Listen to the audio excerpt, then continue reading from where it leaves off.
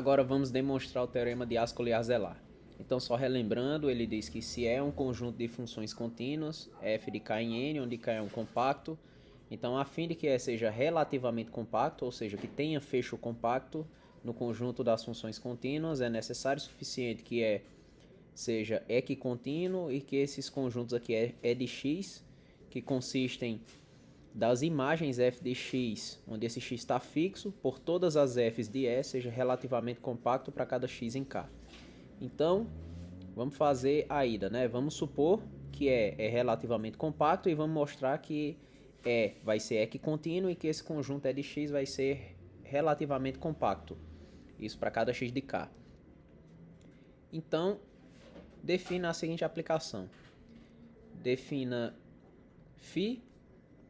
φx, aqui de E, caindo em N, que pega uma função f, leva aqui em φx de f, que é exatamente f de x, tá? Então, uma primeira afirmação é que φx é contínua. Por que φx é contínua? Vamos analisar aqui a distância. A distância aqui de n, né, no espaço métrico n, de φx de f para φx de g, tá? Com f e g aqui em E. Isso aí, pela definição de φx, é a mesma coisa que a distância em n de f de x até g de x, né? Mas essa distância aí é menor ou igual do que o supremo com x pertencente a k da distância em n de f de x até g de x. Mas esse supremo aí é exatamente a distância em E de f para g, né? Isso porque E é um subconjunto das funções contínuas. A gente sabe aqui que no espaço das funções contínuas a gente define a métrica do supremo, né? A distância aqui, distância de f até g, é exatamente o supremo com x pertencente a k da distância no espaço de chegada, né? De f de x até g de x. Então, a gente mostrou ainda mais, né? Essa φx ela é contínua, na verdade ela é lipschitziana. É até um pouquinho mais, né?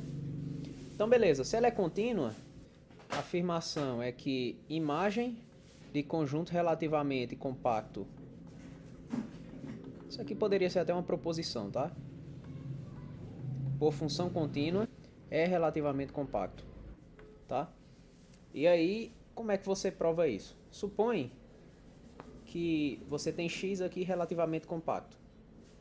Então, você pega x relativamente compacto. Então, significa que feixe de x é compacto. E a gente sabe que imagem de conjunto compacto por função contínua é compacto. Então, se você tem uma f que é contínua, f do feixe de x é um conjunto compacto, né? Mas claro que você tem que f de x está contido no f de fecho de x. Pois você tem que o x está contido no fecho de x, né? Então isso aqui é imediato. Mas aí, esse f do fecho de x, como é compacto, então ele é fechado. Se ele é fechado, quando você passa o fecho aqui, ó, ele ainda está aqui dentro, né? Mas aí, ó, você tem exatamente, ó, que esse conjunto aqui vai ser compacto. Por quê? Porque ele é um fecho de um conjunto, então ele é fechado. Mas ele é um fechado dentro de um compacto, né? Porque f do fecho de x é compacto. Então, o que é que isso significa? Significa que f de x é relativamente compacto, né? Exatamente porque o fecho dela, ó, pelo que a gente viu bem aqui, é um conjunto compacto. Então, a gente tem essa afirmação aqui. Imagem de conjunto relativamente compacto por função contínua é relativamente compacto. A próxima afirmação é exatamente que φx de E, ou seja, a imagem, né, da aplicação pelo conjunto E inteiro, é exatamente E de x. Isso aí é imediato, não tem nem o que fazer. É só olhar a definição da aplicação, ó. Ela vai pegar deixa x fixo aqui, tá? Isso aqui é x qualquer em K, fica fixo. E aí a imagem por E é exatamente você fazer f de x, só que aí quando você vai variando f em E, você tem exatamente que o conjunto imagem são os f's de x com f em E. Então é imediato. Mas esse E, por hipótese que a gente está fazendo aí do teorema de Arzelà-Ascoli, ele é relativamente compacto. E essa φx aí, ela é contínua. E aí, pela afirmação 2, que foi essa daqui, a gente conclui que o conjunto imagem, ele é relativamente compacto. E isso prova 2. Agora, para concluir, a gente tem que mostrar que é equicontínuo. E aí, para fazer isso, eu vou definir uma aplicação aqui no produto cartesiano de espaços métricos. Eu vou definir psi, que vai aqui do fecho de E cartesiano K em R, tá? Vai ser uma função com imagem em R, ou seja, uma função real, que ela vai pegar um par em que na primeira coordenada você tem uma função, na segunda coordenada você tem um elemento x de K, e aí você vai levar na distância entre f de x e f de A. Então aqui eu vou definir um φA, tá? Então aqui para todo A pertencente a K, você define uma aplicaçãozinha dessa aí, né? Você vai pegar e vai levar na distância entre f de x e f de A. Então, φA é contínua, tá? Ela é uma aplicação contínua aqui no produto cartesiano. E aí, fecho de E é compacto, tá? Então agora nós vamos usar uma proposição que a gente fez bem atrás, tá? Vamos usar essa daqui, ó, que eu falei sobre a continuidade de uma função no produto cartesiano de espaços métricos em que um é compacto. Quando você tem um conjunto compacto, né, aqui no cartesiano dessa função, então fica fixa uma coordenada. Você pode olhar a continuidade só em na coordenada não compacta, né? Que é o seguinte: dado qualquer epsilon, vai existir um delta, tal que se A em M, distância de xa é menor do que delta, então distância entre f de tx e f de ta é menor do que epsilon. Aí nós vamos adaptar essa proposição para nossa aplicação φA. O nosso K aqui dessa proposição vai ser exatamente fecho de E, porque é relativamente compacto por hipótese. Então seu fecho é compacto e a gente vai usar isso, tá? Então, ó, usando que fecho de E é compacto, pela proposição, deixa eu ver se eu enumerei aqui. Eu não coloquei número, tá? Por essa proposição aqui, dado qualquer epsilon maior do que zero, existe um delta maior do que zero, tal que se a distância entre x até A, essa distância aqui, ó, é a distância em K, tá? Isso é menor do que delta. Então, aí agora presta atenção, ó, vai ser a distância no produto cartesiano de psi-A, aí isso aqui age em f, x, até psi-A de f, A. E isso vai ser menor do que epsilon, tá? A f ali da proposição está sendo psi-A, tá? O elemento que fica fixo no compacto, que lá na proposição é t, vai ser esse f, tá bom? E a gente tem só a variação aqui no espaço métrico K. Mas aí, o interessante é isso aqui, ó. Essa distância tá onde, né? Essa distância aqui é um número real. Então, essa distância, na verdade, é o módulo, tá? Isso aqui é o módulo real. Então, isso aqui é a mesma coisa, ó, que módulo de psi-A de fx menos módulo de psi-A de FA. Então, ó, isso é menor do que epsilon. Aí é só olhar a igualdade, o que é que significa, né? Por definição aqui de psi-A, isso é exatamente, ó, a distância entre f de x até f de A. E esse outro aqui é distância entre f de A até f de A. Só que essa segunda distância é zero, né? Distância de um ponto para ele mesmo. Por definição de distância em espaço métrico, isso é zero. E aí, como a distância é positiva, você pode tirar o módulo, e isso é a mesma coisa que distância de f de x até f de a. Aí, acabou, né? Por quê? Porque a nossa proposição, ela diz que essa distância aqui é menor do que epsilon para todo t no seu compacto. Só que para o nosso caso, o nosso compacto está sendo o fecho de e o nosso t está sendo essas f's. Então isso aqui acontece para toda f pertencente ao fecho de e. Então, em particular, isso acontece para toda f em e. E isso é exatamente a definição de equicontinuidade. Ó. É só prestar atenção. Está te dizendo que dado um epsilon, bem aqui, existe um delta, tal que se a distância de x até a é menor do que delta, então a distância entre f de x até f de a, isso é menor do que epsilon, para todo f em e. Isso aqui é exatamente o que significa equicontinuidade. E isso acaba a ida do teorema de Arzelà-Ascoli. Agora vamos fazer a recíproca. Na recíproca, nós supomos que vale 1 e 2, que é equicontínuo e que e de x é relativamente compacto para cada x de k, e vamos mostrar que o conjunto é relativamente compacto. Então aqui nessa recíproca nós vamos usar fortemente o fato de que k é compacto. Então como k é compacto, então a gente fez um corolário que diz que no caso de k compacto, foi quando a gente estava estudando condições equivalentes à compacidade. Se ele é compacto, ó, esse corolário aqui, então K possui um subconjunto denso e enumerável. Então aqui existe subconjunto de K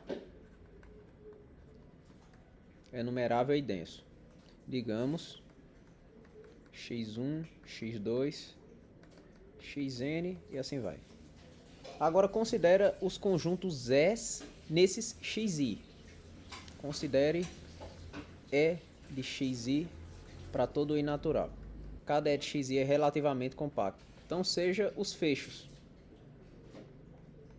Então cada fecho desse aqui é um conjunto compacto. Então pelo teorema de Tishonoff, o produtório infinito, ele é um conjunto compacto. E agora como é que a gente faz para mostrar que é relativamente compacto? É a gente mostrar que o fecho dele é compacto. Então, a gente pega uma sequência fn em E. Isso aqui é uma sequência de funções, tá? Nosso conjunto é um conjunto de aplicações. Vamos mostrar que essa sequência de aplicações que a gente considerou em E converge para uma aplicação f aqui no fecho de E, tá? Porque esse limite f ele não precisa estar em E, tá? Porque é relativamente compacto. Mas se eu mostrar que está no fecho de E, significa que o fecho de E é compacto. Mas aí o fecho de E sendo compacto é o que significa ser relativamente compacto. Então é isso que eu vou tentar fazer.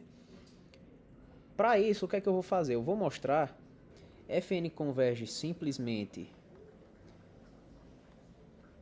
em D, que é o conjunto denso que eu construí, tá? x1, x2, xn e assim vai.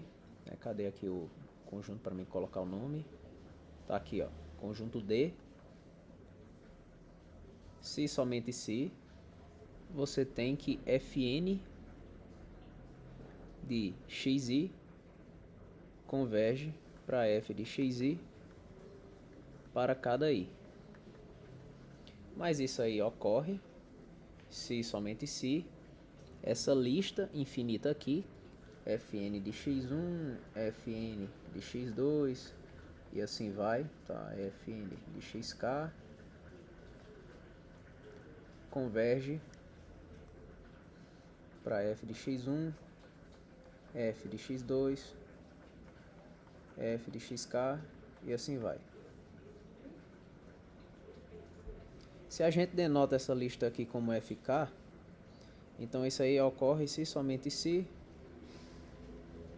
fk converge exatamente aqui no produtório do fecho de E de xi com i desde 1 até infinito. Onde esse aqui é um compacto, né? Aqui tem um fecho, tá? Mas isso aqui é verdade, ó. Essa convergência aqui ocorre exatamente pela compacidade. Então, ó, fazendo a equivalência faz que seja verdade que Fn converge simplesmente no conjunto denso. Isso implica que Fn... Ah, e claro, é para uma subsequência, tá? Então eu vou ficar... Ah, ficar não, aqui é Fn, tá? Perdão. Aqui é Fn, aqui é Fn. Então tem uma subsequência de Fn que converge aqui nesse compacto, portanto, fazendo as equivalências, vai convergir lá em D. Então, para a subsequência, vamos continuar denotando por Fn. Então, Fn converge simplesmente em D, mas aí Fn de D, quando você passa o fecho, isso é completo, né? Isso porque Fn do fecho de D, isso é exatamente Fn de K, que é a imagem de um compacto por função contínua, então isso aqui é compacto. E aí, Fn do fecho de D, ele contém Fn de D, só que aí, como esse aqui ele é compacto, então ele é fechado em particular, então contém esse fecho aqui. Mas esse fecho, ele também será compacto, né? Porque é um subconjunto fechado dentro de um compacto. Mas aí um compacto, pela proposição de equivalências a ser conjunto compacto, é a mesma coisa que ser completo e totalmente limitado. Então esse fecho aqui, ó, é completo.